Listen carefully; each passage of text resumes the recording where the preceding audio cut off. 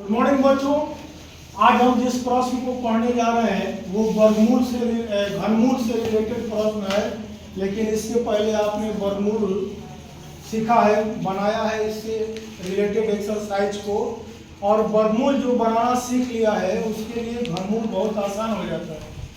उसी विधि का प्रयोग करते हैं अभाज्य गुणनखंड विधि से। फर्क इतना ही होता है कि अभाज्य गुणनखंड विधि से जब वर्गमूल निकालना सीखते थे उस समय एक संख्या दो बार रिपीट करती थी तो एक संख्या को निकाल लिया जाता था, माने जोड़े के रूप में जो संख्याएं रहती थी उसको एक निकाल लेते थे। लेकिन इसमें क्या करना होता है घनमूल में कि इसमें एक संख्या अगर तीन बार रिपीट करती है तो उसमें से एक संख्या को निकाला जाता है, ठीक है ना। जैसे सवाल देखेंगे उससे आपको अंदाजा लग जाएगा।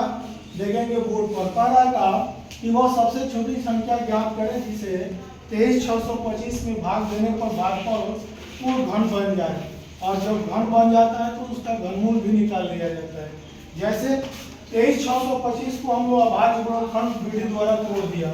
पहले 3 से जाएगा 7 बार में, फिर 8 बार में, फिर 7 बार में, फिर 5 बार में, फिर 3 से जाएगा 3 दूना के 6, यहाँ 18 बचेगा, 6 3 18, यहाँ 7 बच रहा है तो 3 दूना के 6, 1 बचेगा तो 5 3 15, फिर 3 से जाएगा 8 3 के 24, यहाँ 2 बचेगा, 7 3 के 21, 1 बचेगा, 5 3 15 पड़ जाता है। 5 से जाएगा 5 एकम 5, 3 बचता है, 5 7 35, फिर 2 बचता है 50 25, फिर 5 से जाएगा 5 3 15, 2 बचता है 50 25 पड़ जाता है, फिर 5 से जाएगा 5 7 35, मतलब 7 को एक बार और काट सकते हैं, एक बार में जाएगा, हालांकि नहीं भी काटते हैं तो कोई दिक्कत नहीं है। इस प्रकार 23,625 का अभाज्य गुणनखंड हो जाता है 3 × 3 × 3, 5 × 5 × 5 × 7, मतलब 3 को 3 बार रिपीट किया है, 5 को 3 बार और 7 को सिंगल छोड़ दिया जाता है।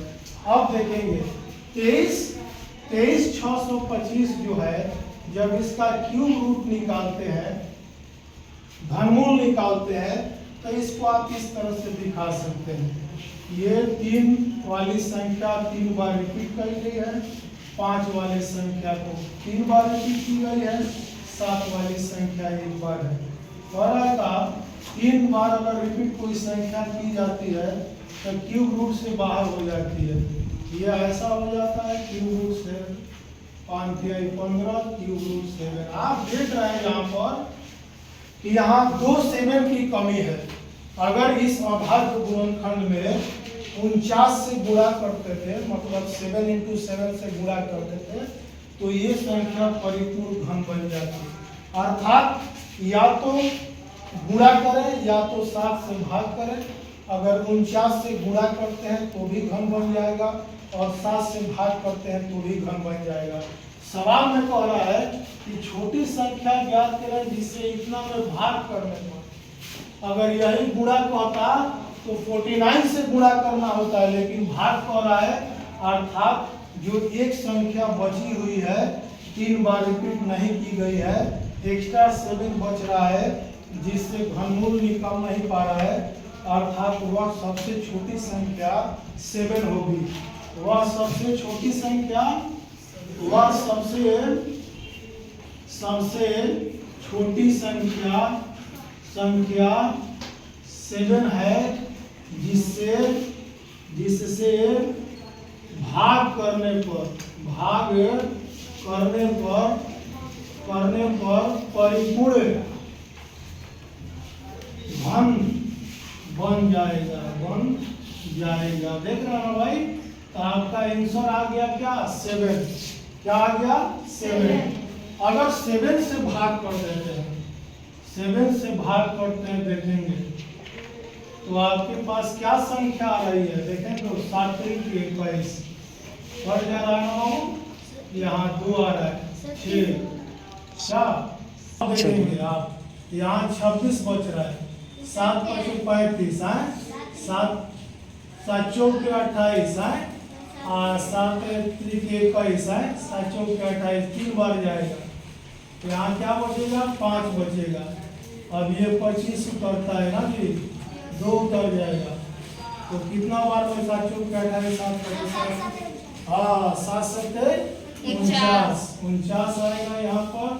अब इसको घटाएंगे, कितना होगा, 12 में से 9 जाएगा 3 और 35, 7 5 35। आपके पास संख्या प्राप्त हो गई है, ये संख्या 33 75।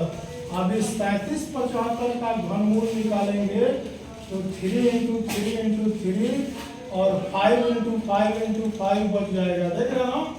अब ये जब घनमूल आप निकाल लेंगे तो आपके पास 3 5 हो जाएगा, 15 हो जाएगा घनमूल। कोई दिक्कत समझने में? तो इस तरह से घनमूल निकालने के लिए जिस प्रकार अभाज्य गुणनखंड विधि का प्रयोग करके वर्गमूल निकाल रहे थे, ठीक उसी अभाज्य गुणनखंड विधि करके घनमूल का प्रयोग करेंगे। फर्क इतना ही है कि वर्गमूल में संख्याएं 2 बार रिपीट होती थी, एक संख्या तो 1 निकाल ली जाती थी, और घनमूल में वही संख्या 3 बार रिपीट होगा तो 1 निकाल लिया जाएगा। कोई दिक्कत? अगर यह प्रश्न आया, आपको सवाल समझ में आ गया तो कृपया चैनल सब्सक्राइब करें और ज़्यादा से ज़्यादा शेयर करें ताकि दूसरे बच्चे लाभ उठा सकें। धन्यवाद।